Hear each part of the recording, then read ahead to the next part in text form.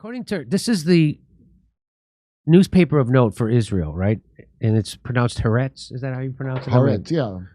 It says Israel can't imprison 2 million Gazans without paying a cruel price. I prefer to call it a 15-minute city. Now, sure, the soft launch has been a disaster, but it's So this is more truth and honesty you're getting from an actual Israeli newspaper than you're going to get from anybody in the West, anybody from in the United States.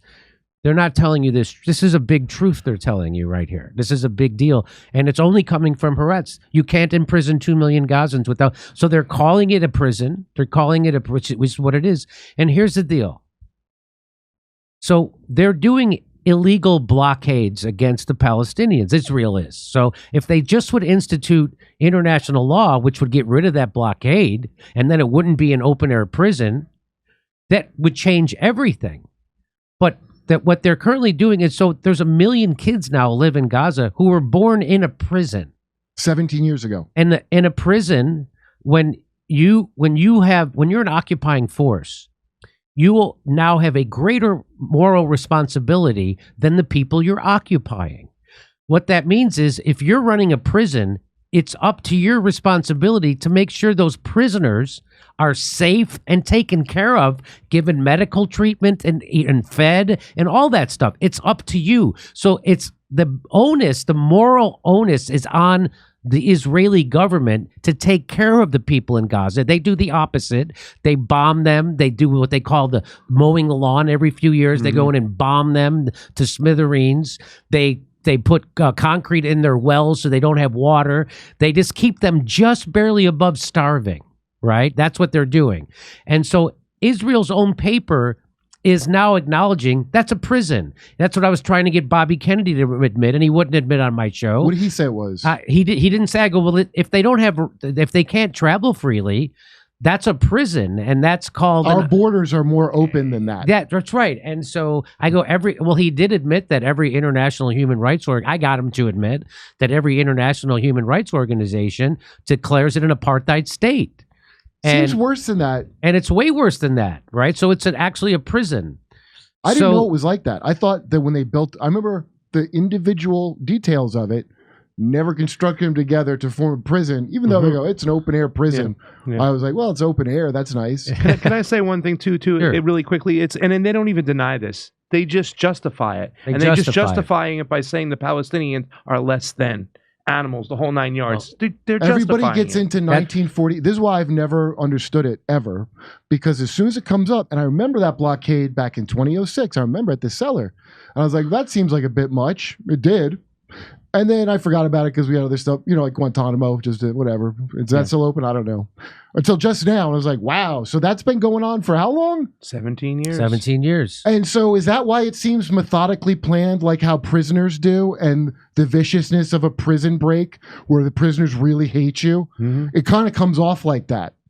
Also, did you pay the head prison gang money to make them like that? Yeah. Yes. This just seems like you didn't do that good a job, whoever was in charge of that. And Norman Finkelstein also said, so for some of those people, it was the first time outside of that gate. First time outside of those walls. Just imagine it. Denser than Tokyo, did you say? Yes. So you're saying you concentrated, if you will, the population into this open air, I don't know what the word is.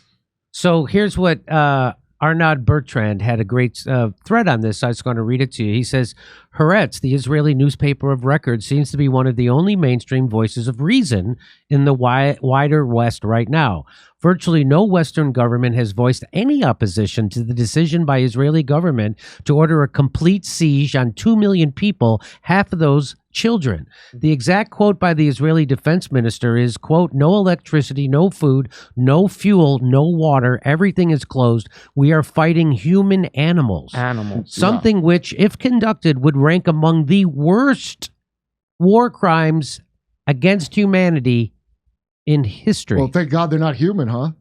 So that's Israel, given their own country, because they had a crime against humanity committed against them by the Nazis, and now they're poised to commit an even bigger crime. Here we go. They had a crime committed against them, funded by their own president, right, for many years.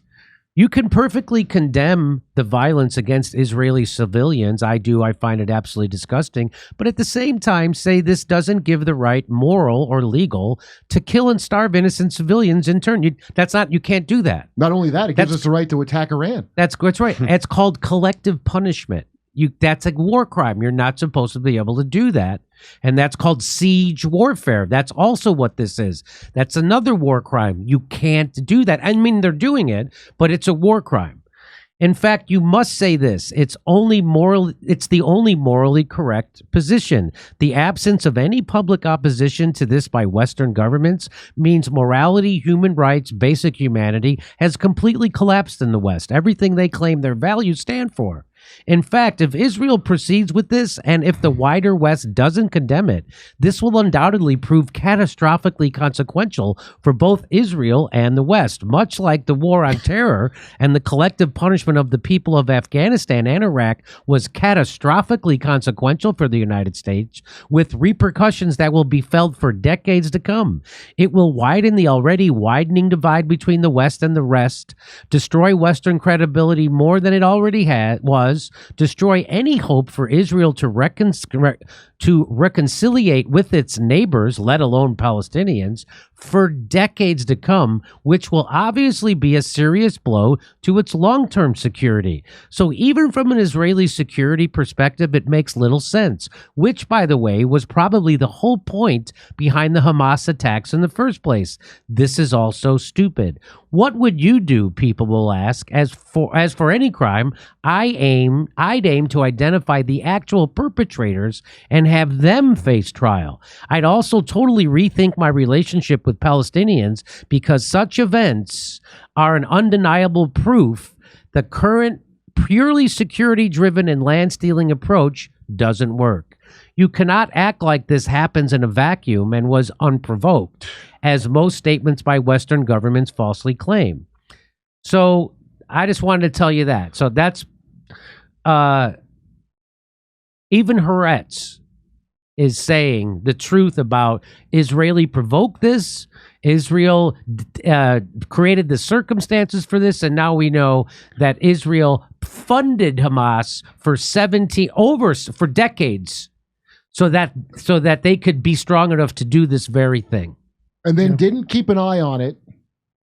Yeah. I don't think it was I think this is that arrogance of, like, if you're arrogant enough to keep funding Hamas when it says 2019, him saying that, we got to keep funding Hamas.